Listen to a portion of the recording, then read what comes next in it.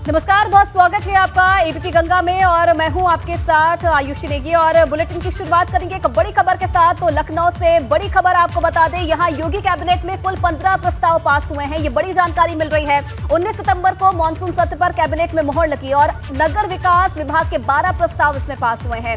4 नगर पंचायतों के गठन पर भी फैसला हुआ है। तो ये बड़ी जानकारी फिलहाल मिल रही है। योगी कैबिनेट में कुल 15 प्रस्ताव पास हुए हैं और 19 सितंबर से मॉनसून सत्र पर कैबिनेट की मोहर लगेगी। 19 सितंबर से मॉनसून की शुरुआत होगी, मॉनसून सत्र की।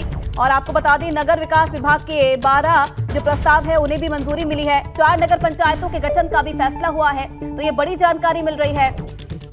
योगी कैबिनेट की बैठक हुई जिसमें कुल 15 प्रस्ताव पास हुए हैं और इसी के साथ 19 सितंबर से मॉनसून सत्र की शुरुआत होगी। साथ ही साथ 15 प्रस्ताव रखे गए थे। नगर विकास के 12 प्रस्ताव इसमें पास हुए हैं।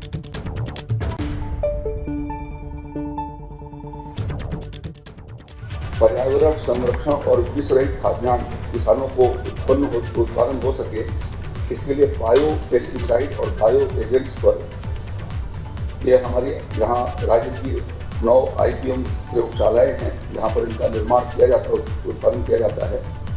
उसमें 75% अनुदान पर उनको उपलब्ध कराया जाएगा, जिसमें ट्राइकोडर्मा और यूबेरिया बेसियाना और बायो एजेंट्स शामिल हैं। 4 नए नगर निकायों के नगर पंचायतों के गठन का प्रस्ताव था, जिसमें कुशीनगर की मथौली, देवरिया जिले की लखीमपुर जो माननीय शाही जी के क्षेत्र में आता है, इनका बहुत आग्रह भी था। अयोध्या की माँ कामाख्या, ये गांव सुनवा है लेकिन वहाँ की माँ कामाख्या का प्रसिद्ध मंदिर है, इसलिए माँ कामाख्या के नाम पे इस निकाय का नाम, नगर पंचायत का नाम रखा जा रहा है।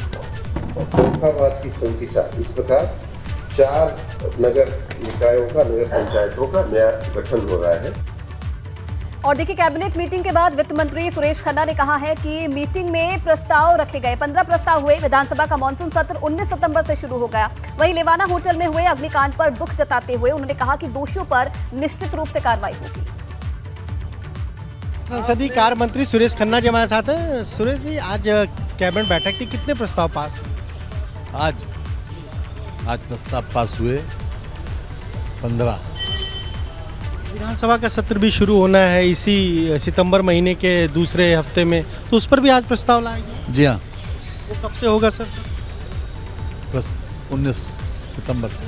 एक हफ्ते का सत्र होगा। अब देखिए। ये सर, लखनऊ की जो घटना हुई, होटल में 4 लोग जलकर मर गए, पूरे प्रदेश में अब ऐसे होटलों की कहा जा रहा है जांच करेंगे। देखिए, जब कोई घटना इस प्रकार की होती है तो गुण दोष के आधार के ऊपर उसमें कार्रवाई होती है। निश्चित रूप से बहुत दुखद घटना है और इसमें कार्रवाई भी होगी, जिस पर आई कैन श्योर।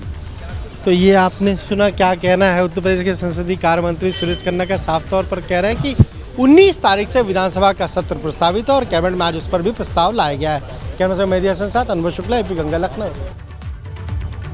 और चलिए आगे बढ़ेंगे एक बड़ी खबर के साथ। लखनऊ से खबर है, लेवाना होटल अग्निकांड के आरोपियों की पेशी हुई है। मालिक और मैनेजर की आज कोर्ट में पेशी हुई है। राहुल अग्रवाल, रोहित अग्रवाल और सागर श्रीवास्तव CJM कोर्ट में पेश हुए। मामले में तीनों की गिरफ्तारी हो चुकी है और पेशी से पहले आज मेडिकल जांच भी की गई। तो ये बड़ी जानकारी मिल रही है। लखनऊ अग्निकांड में ये 3 आरोपी हैं जिन्हें आज कोर्ट में पेश किया गया। मालिक और मैनेजर है जिनकी आज कोर्ट में पेशी हुई है। मामले में तीनों की कल गिरफ्तारी पुलिस ने की थी और आज इन तीनों को कोर्ट में पेश किया गया और पेशी से पहले आज तीनों का मेडिकल भी करवाया गया।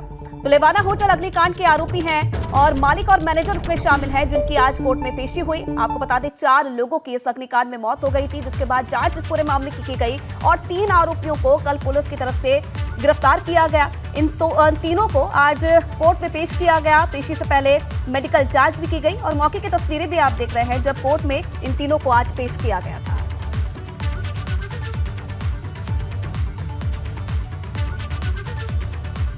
और देखिए, लेवाना होटल में अग्निकांड के मामले में पुलिस कमिश्नर SB शिरोडकर ने भी जांच शुरू कर दी है। पुलिस कमिश्नर के साथ DCP सेंट्रल अपर्णा समेत कई अधिकारी फॉरेंसिक टीम को लेकर होटल पहुंचे और एंट्री एग्जिट पॉइंट के साथ ही ventilation system, fire exit, emergency exit की पड़ताल की है।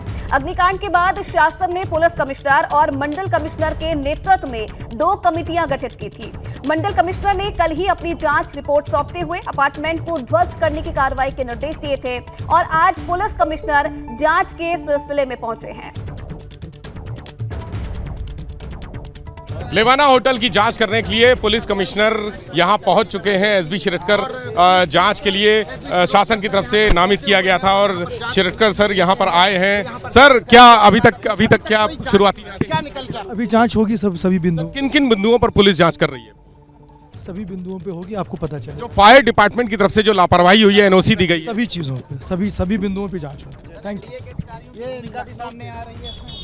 तो अभी मंडल आयुक्त की रिपोर्ट के बाद आज अग्निकांड का दूसरा दिन है और पुलिस कमिश्नर एसबी शिरडकर लेवाना होटल पहुंच चुके हैं। यहां पर पूरा होटल सील है और पुलिस की फौज खड़ी हुई है, पूरे दरवाजे बंद कर दिए गए हैं। अब अंदर पुलिस कमिश्नर पहुंचेंगे और उनके साथ डीसीपी सेंट्रल अपर्णा भी हैं जो जांच में सहयोग कर रही हैं और सारे अधिकारी यानी जो सेंट्रल के यानी जो लखनऊ का सेंट्रल जोन है उसके सारे पुलिस अधिकारी यहाँ पर मौजूद हैं। जांच के लिए कमिश्नर ने साफ कहा है कि हर बिंदु पर जांच करेंगे और सबसे महत्वपूर्ण जांच जो होगी वो फायर डिपार्टमेंट की होगी कि फायर डिपार्टमेंट ने एनओसी कैसे दे दी जबकि इस बिल्डिंग में वेंटिलेशन के इंतजाम नहीं थे, फायर एग्जिट के इंतजाम नहीं थे और जो इमरजेंसी एग्जिट होती है उसके भी इंतजाम नहीं थे। कैमरा सहयोगी प्रमोद के साथ विवेक त्रिपाठी, एबीपी गंगा, लखनऊ।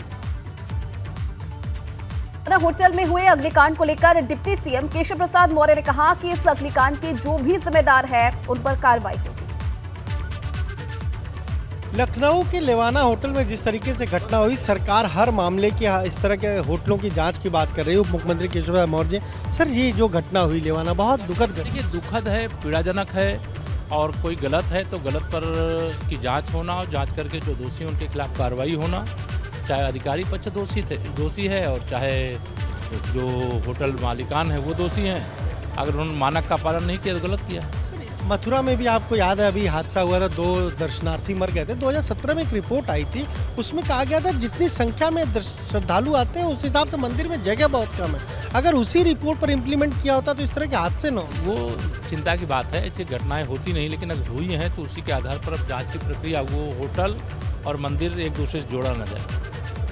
तो ये आपने सुना, क्या कहना है उप मुख्यमंत्री केशव प्रसाद मौर्य का। साफ तौर पर कह रहे हैं कि जो घटना हुई है वो दुखद है, लेकिन जो लोग भी इसमें शामिल होंगे उनके खिलाफ कड़ी कार्रवाई की जाएगी। कैमरा से मेहदी हसन साथ अनवर शुक्ला, एबीपी गंगा, लखनऊ। तो लखनऊ के लेवाना सूट में हुए अग्निकांड को लेकर राज्य के डिप्टी सीएम ब्रजेश पाठक ने कहा है कि प्रदेश की हर बड़ी इमारत की जांच होगी, होटल हो या फिर हॉस्पिटल, सबकी जांच हो रही है। वहीं केजीएमयू में हड़ताल को लेकर उन्होंने कहा कि हड़तालियों की सभी मांगे मान ली गई, वित्त विभाग से बात करके आदेश जल्द ही जारी होगा। तो केजीएमयू के हड़तालियों को लेकर भी डिप्टी सीएम ने यहां बयान दिया और कल जो लखनऊ में अग्निकांड हुआ उस पर भी ब्रजेश पाठक का यह बयान सामने आया है कि दोषियों पर कड़ी कार्रवाई की जाएगी।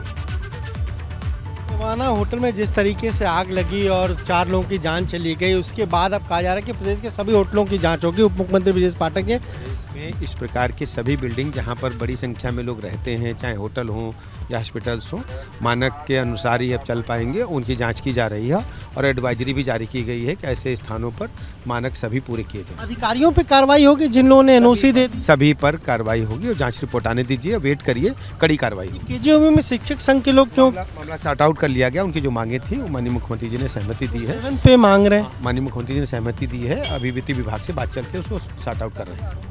तो ये आपने सुना, क्या कहना है उप मुख्यमंत्री ब्रजेश पाठक का। साफ तौर पर कह रहे हैं कि लेवाना की जो घटना हुई उसके बाद प्रदेश में ऐसे जितने भी होटल हैं या रेजिडेंशियल अपार्टमेंट हैं उन सब की जांच की जा रही है और साथ ही साथ जो भी दोषी अफसर होंगे उनके खिलाफ भी कार्रवाई की जाएगी। केजीएमयू में जो शिक्षक संघ की हड़ताल है उस पर उनका कहना है कि उनकी मांग मान ली गई है और जो भी दिक्कतें हैं वो सारी दिक्कतें अब खत्म हो जाएंगी। कैमरा मेहदी हसन के साथ अनवर शुक्ला, एबीपी गंगा, लखनऊ। और देखिए, लेवाना होटल में हुए अग्निकांड के बाद एबीपी गंगा लगातार ऐसे होटल्स का रियलिटी चेक कर रहा है जो मानकों में कहीं भी खरा नहीं उतरते। राजधानी लखनऊ की 2 होटल्स की तस्वीरें आपकी टीवी स्क्रीन पर हैं। पहली तस्वीर है गोमती नगर स्थित होटल सेवी ग्रैंड की और दूसरी मधुरिमा होटल की। कल जिस तरीके से लखनऊ में लेवाना होटल में अग्निकांड हुआ, उसके बाद अब तमाम जो होटल्स कई शहरों में मौजूद है उन पर भी अब लोगों की नजर है, प्रशासन की नजर है। और एबीपी गंगा ने भी ऐसे कई होटल्स का मौके पर पहुंचकर रियलिटी चेक किया कि किस तरीके से वहां पर इंतजाम है, कैसी फायर सेफ्टी वहां पर मौजूद है। और कई जगह जो ऐसे होटल्स हैं वो फायर मानकों में खरे साबित नहीं हुए। और ये 2 होटल्स की तस्वीरें भी आप देख रहे हैं।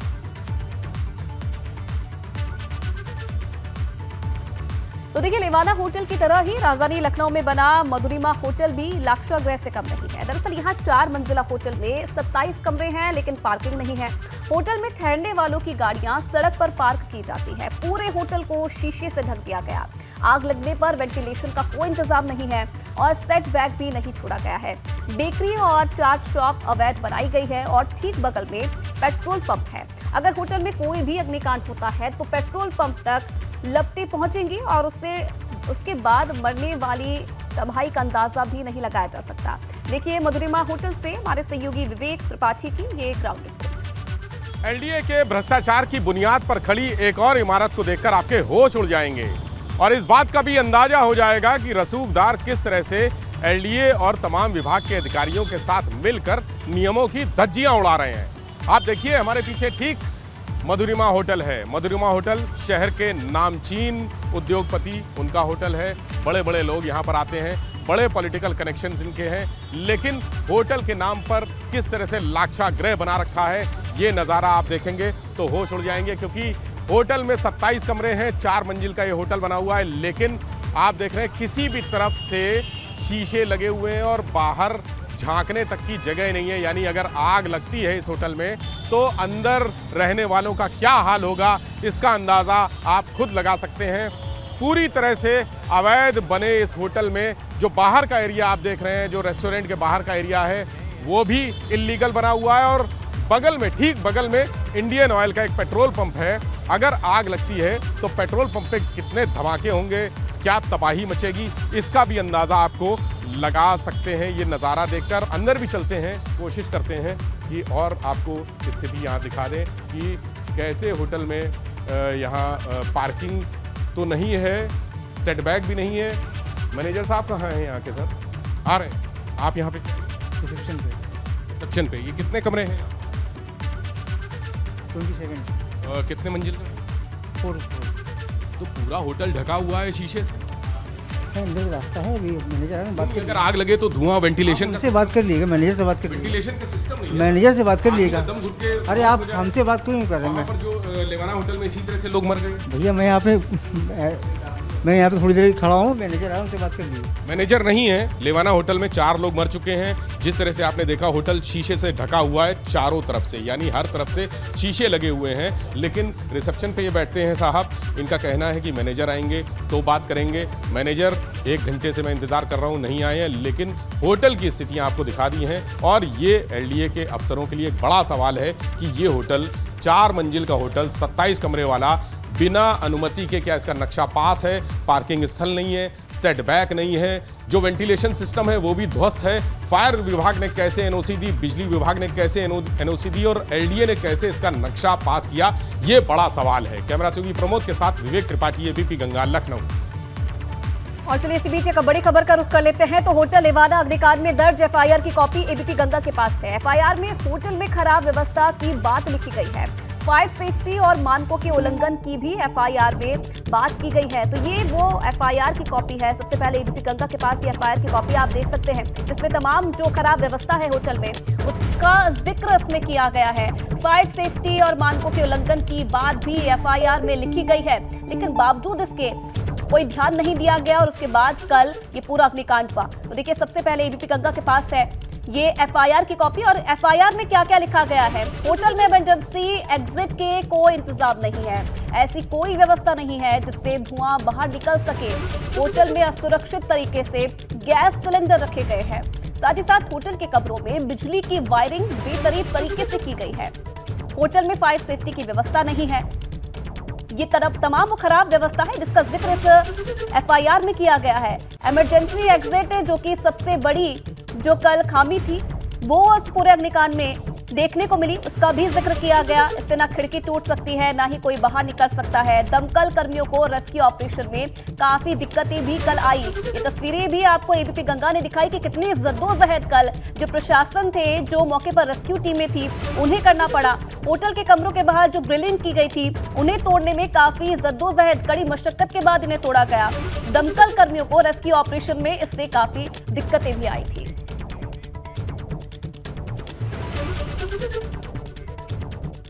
बात करेंगे मदरसा सर्वे की, जिसे लेकर दिल्ली में जमीयत की बैठक में कई मुद्दों पर चर्चा हुई है। इसमें एक कमेटी बनाने का फैसला भी लिया गया है और कमेटी में देवबंद के कमाल फारूकी, अरशद मदनी, महमूद मदनी समेत अन्य लोग शामिल होंगे। कमेटी सीएम योगी आदित्यनाथ से मिलने का समय मांगने के लिए सीएम योगी को पत्र भी लिखेगी।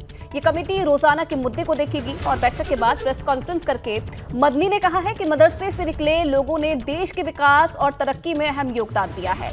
मिसअंडरस्टैंडिंग नहीं होनी चाहिए, हम देश के लिए देश के साथ हैं। तो मदरसा सर्वे पर दिल्ली में कमेटी हुई, जिसमें सर्वे पर कमेटी बनाने का फैसला हुआ है। और चलिए इस पर मदनी का क्या कुछ कहना है वो भी आपको सुनवा देते हैं। हम ये कह रहे हैं किसी भी सही, कितना भी सही काम हो उसे गलत तरीके से नहीं किया जाना चाहिए। डाउट क्रिएट किए बगैर बातचीत के तो हमेशा कोई भी चीज को हमेशा सही करने की और सही है तो और अच्छा करने की हमेशा गुंजाइश रहना चाहिए, बात करनी चाहिए। उसको जिस तरह से पोर्ट्रे किया जा रहा है वो तरीका गलत है। उस तरीके पर जो सरकार के आपने देखा ना कि आसाम में क्या हुआ, तो अब वो तरीका अगर इख्तियार किया जाएगा तो वो तो नाजायज होगा, नामुनासिब होगा। जिसको ठीक करना है, खत्म तो नहीं करना। क्या इशू हुआ है वहीं करेंगे।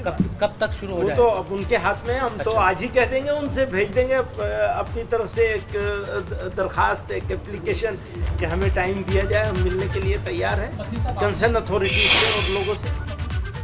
और इधर गाजियाबाद की चाम्स कैसल सोसाइटी में हैरान करने वाली तस्वीरें सामने आई है। सोसाइटी के लिफ्ट में एक पालतू कुत्ते ने मासूम बच्चे को काट लिया। बच्चा लिफ्ट में रोता रहा, दर्द से कराहता रहा, लेकिन कुत्ता मालिकिन का दिल नहीं पसीजा।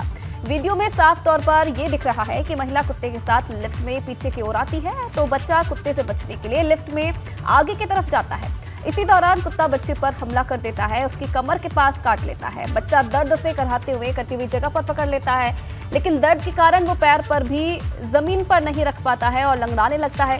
महिला उसे संभालने की कोशिश भी नहीं करती, सीधे लिफ्ट से बाहर चली जाती है। काफी देर तक बच्चे को देखती रहती है। अब इस मामले में सीओ आलोक कुमार दुबे का ये कहना है कि परिजनों की शिकायत पर महिला के खिलाफ मुकदमा दर्ज कर लिया गया है।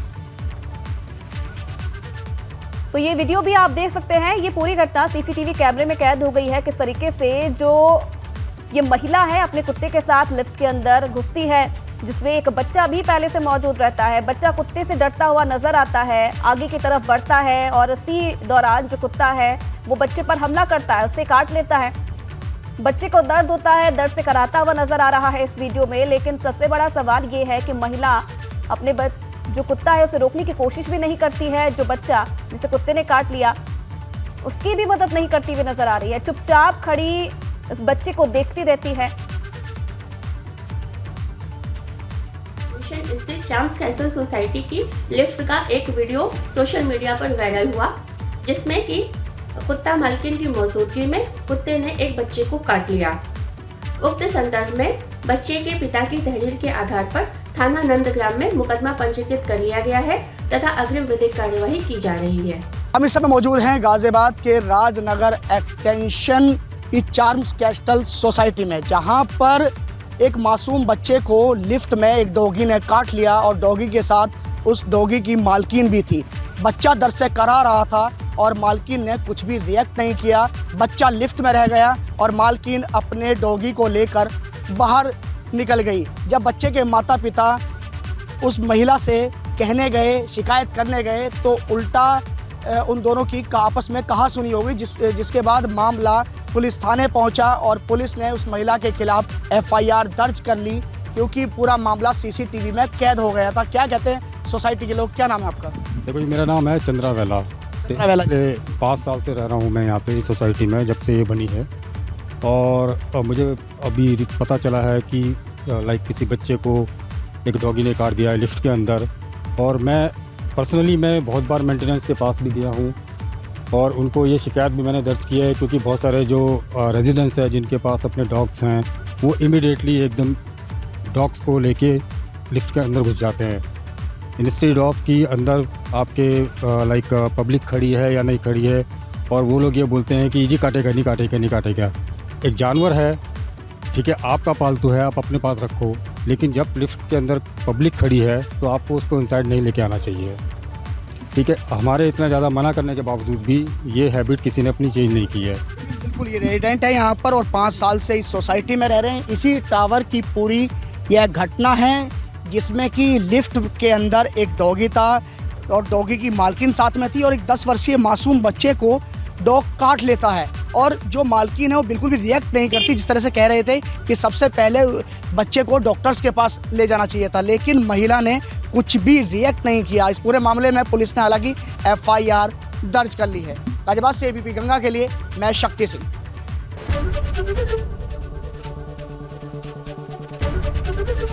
एबीपी गंगा, खबर आपकी, जुबान आपकी।